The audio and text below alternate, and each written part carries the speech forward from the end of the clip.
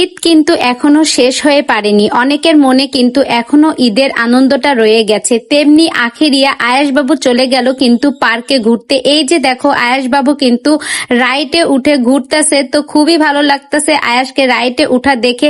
সেই সুযোগে আখি কিন্তু একটা পোস্ট শেয়ার করেছে তার আইডিতে, সেখানে লেখা আছে আয়াসের খালা তার বাবার থেকে কম না।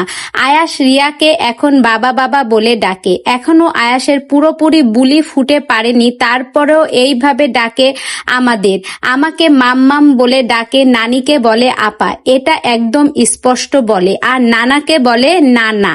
তো এই কথাগুলোই কিন্তু আখি তার আইডিতে শেয়ার করেছে। আয়াসকে এতটুকু বড় করার পিছনে কিন্তু রিয়ার ভূমিকা অনেক, সেটা বলতেই হবে। এই যে দেখো আয়াস বাবু কিন্তু একটু একটু করে বড় হয়ে গেল। যে বয়সে তার বাবার কাছে থেকে আনন্দ করার কথা, সেই বয়সে কিন্তু আয়াস বাবু রয়েছে তার নানা এবং নানুর কাছে।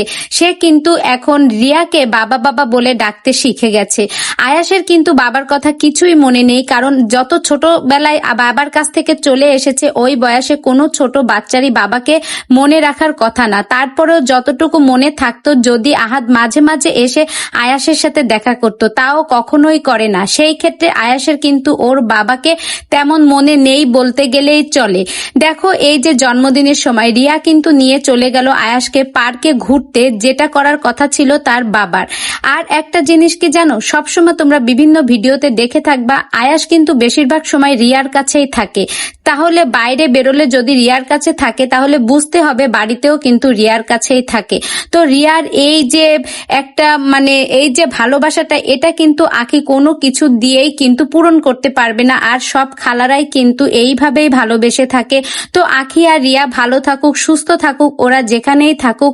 কারণ ছোট ছোট মানুষগুলো এই যে অক্লান্ত পরিশ্রম করে নিজের পায়ে দাঁড়িয়ে আছে, নিজেরা পরিশ্রম করে এগিয়ে যাচ্ছে, এইভাবেই যেন ওরা ভালো থাকে সেই দোয়াই করি।